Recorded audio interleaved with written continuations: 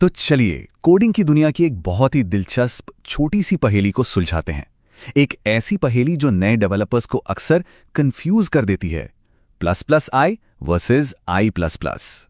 अब देखिए, ये दोनों ऑपरेटर दिखने में तो लगभग एक जैसे हैं, है ना? पर इनके काम करने का जो समय है, बस वही सारा खेल बदल देता है। तो चलिए समझते हैं कि ये छोटा सा लेकिन इतना जरूरी फर्क आखिर है क्या। और सवाल बिल्कुल जायज़ है। भाई, अगर दोनों का काम एक वेरिएबल में एक जोड़ना ही है तो फिर दो अलग अलग ऑपरेटर्स की ज़रूरत ही क्या पड़ी? क्या ये बस लिखने का एक अलग स्टाइल है, या फिर इसके पीछे कोई गहरी वजह है जो हमारे कोड का पूरा नतीजा ही बदल सकती है? तो इसका सीधा और छोटा सा जवाब है नहीं, ये बिल्कुल एक जैसे नहीं है। असली फर्क इस बात में छिपा है कि वैल्यू बदली कब जाती है। क्या उसे इस्तेमाल करने से पहले बढ़ाया जाता है या बाद में? बस ये छोटा सा कब का फर्क हमारे कोड के आउटपुट में जमीन आसमान का अंतर ला सकता है। चलिए इस गुत्थी को सुलझाना शुरू करते हैं। सबसे पहले बात करते हैं प्री इंक्रीमेंट की, यानी प्लस आई की।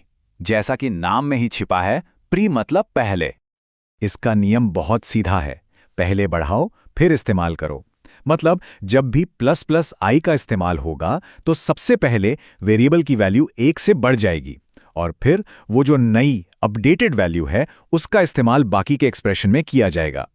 इसे एक छोटे से एग्जाम्पल से समझते हैं। मान लीजिए आई की वैल्यू है 5 और हम लिखते हैं j is equal to plus plus i. अब यहाँ क्या होगा? जैसा कि स्लाइड पर दिख रहा है, सबसे पहले प्लस प्लस आई अपना काम करेगा।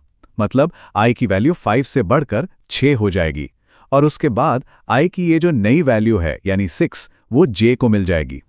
तो आखिर में हमें क्या मिला? आई की वैल्यू भी 6 है और j की वैल्यू भी 6 है। ये बात याद रखने वाली है। प्री इंक्रीमेंट में दोनों वेरिएबल्स की आखिरी वैल्यू एक जैसी ही होती है।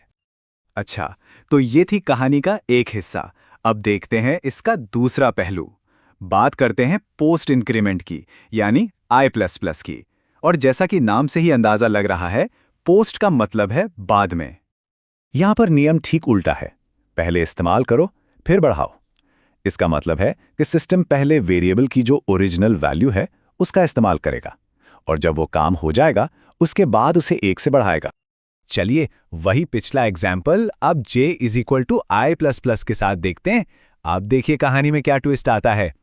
इस बार सबसे पहले i की जो अपनी पुरानी ओरिजिनल वैल्यू थी यानी 5, वो j को दे दी जाएगी, और जब ये काम पूरा हो जाएगा उसके बाद i की वैल्यू बढ़ के 6 होगी। तो इस बार नतीजा क्या निकला? देखिए, i की वैल्यू तो 6 हो गई, लेकिन j की वैल्यू 5 ही रह गई। ऐसा क्यों? क्योंकि उसे i की इंक्रीमेंट होने से पहले वाली वैल्यू मिली थी, और बस यही इन दोनों के बीच का सबसे बड़ा फर्क है। तो अब जब हमने दोनों को अलग अलग देख लिया है, तो क्यों ना दोनों को आमने सामने रखकर तुलना करें। इससे जो असली फर्क है वो बिल्कुल साफ हो जाएगा।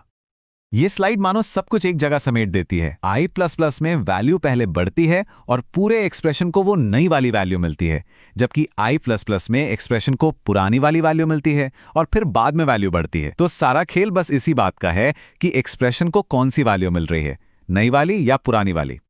अब ये सवाल जरूर मन में आ रहा होगा कि क्या हर बार कोडिंग करते हुए इस अंतर के बारे में सोचना पड़ेगा? तो अच्छी खबर यह है कि नहीं, हमेशा नहीं।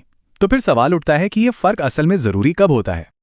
और ये एक बहुत ही काम की बात है। अगर इन ऑपरेटर्स को एक अकेली अलग स्टेटमेंट की तरह इस्तेमाल किया जाए, जैसे बस आई प्लस प्लस या प्लस प्लस आई लिख दिया, तो दोनों का नतीजा बिल्कुल एक जैसा होगा। दोनों ही सूरतों में आई की वैल्यू 1 से बढ़ जाएगी, बस। तो निचोड़ ये है कि इस अंतर के बारे में सोचने की जरूरत सिर्फ तब है जब इसका नतीजा किसी दूसरे वेरिएबल को दिया जा रहा हो, या फिर इसे किसी लूप या कंडीशन जैसे किसी बड़े एक्सप्रेशन के अंदर इस्तेमाल किया जा रहा हो। जब ये अकेला खड़ा हो तो दोनों का काम एक ही है। तो आज की पूरी बातचीत के 3 सबसे जरूरी पॉइंट्स याद रखने हैं। पहला, प्लस प्लस आई यानी प्री इंक्रीमेंट, पहले बढ़ाओ फिर इस्तेमाल करो। दूसरा, आई प्लस प्लस यानी पोस्ट इंक्रीमेंट, पहले इस्तेमाल करो फिर बढ़ाओ।